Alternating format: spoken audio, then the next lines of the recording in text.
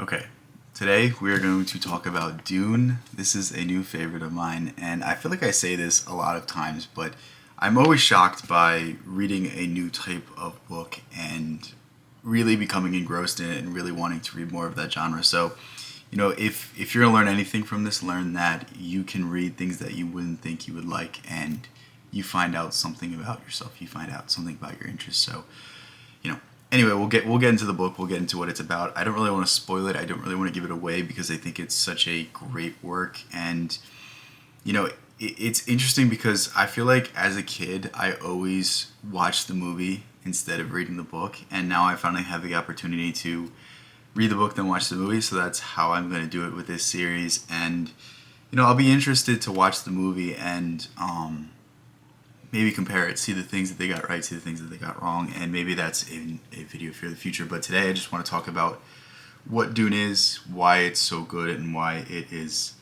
still so popular to this day. And to summarize Dune, it's all about the appearance of heroes and the appearance of messiahs and the appearance of these figures, and the human minds want to believe in these figures. Because what the central theme, the central idea, the central thing that Frank Herbert's trying to get across is that the symbols that we believe in really aren't what we appear to be, but it's our belief that holds things up. It's our belief that makes things relevant, that makes things hold a sense of power. Like, think about the American flag. It's just a bunch of stars and stripes, but when you look at it, especially if you're a self-professed patriot, like, does that just look like a flag, or does it mean something more? And we all have symbols in our lives that mean this, but that's truly the central theme of this book. And it's like, what is a hero?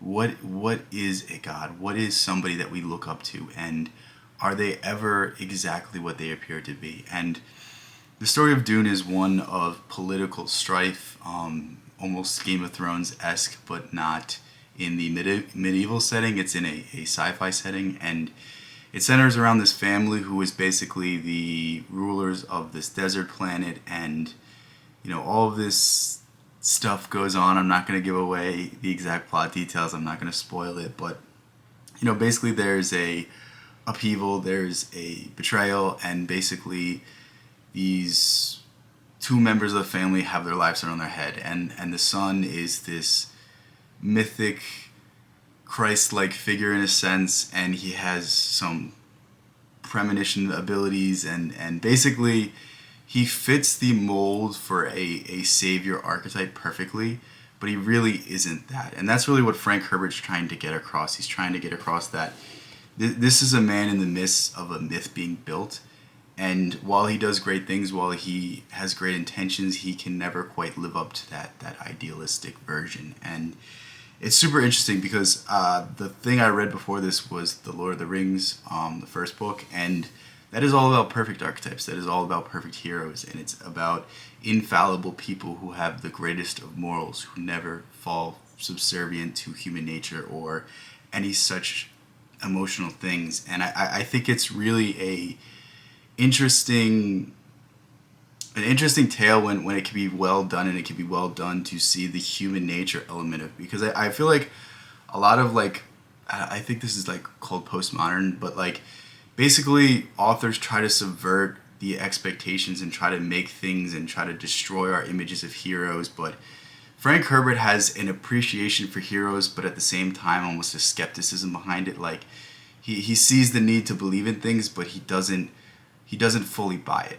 And that's really what makes it so interesting, because it's almost a juxtaposition between this guy really is morally good, but he's not as good as people believe him to be. He does not live up to this perfect myth that is being created around him. And it's super compelling. This story is extremely well done, and all of the shifting narratives and all of the different internal monologues really add to something that is extremely compelling and extremely interesting. And if you've never read Dune, I really suggest you read it, because I think it blends everything well together. It has religious fanaticism, it has political games, it has Machiavellian-like figures, it has secret mystery cults, it has some more esoteric and more secret teachings inside of it. And Frank Herbert really knew his stuff when it came to secret societies. He really knew his stuff. Like, he was tapped into something.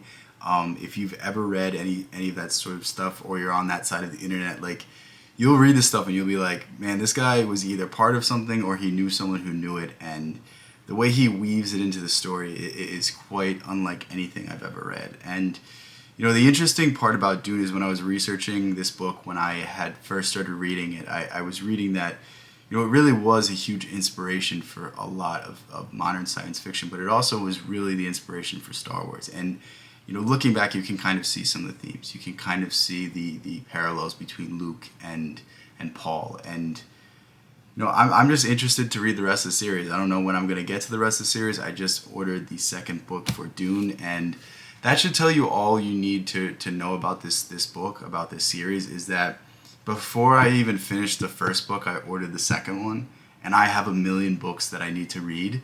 There's a million things I can read on my shelves, but I felt the need to buy the second book, and I'm probably going to get to it very, very soon, because I'm just so enthralled in the world. And if you're looking for something that's extremely different yet extremely similar to other stuff you've read, I think Dune is a great place to start. I think it perfectly balances the need for a hero with the skepticism of the modern day world, and almost the recognition that things aren't all what they make themselves out to be. But yeah, great book. Really, really suggest it. Really, really suggest you read it. And maybe I'll do another video after I watch the movie and see what I like, see what I didn't like, see what they got very well across, see what they kind of missed out on. That might be something fun to do. Maybe we do a live stream where we react to some clips of it, and I can really explain the differences. But yeah, maybe that's something we do in the future. With that said, I love you guys so much. Thank you guys so much. Peace out. I'll catch you in the next one.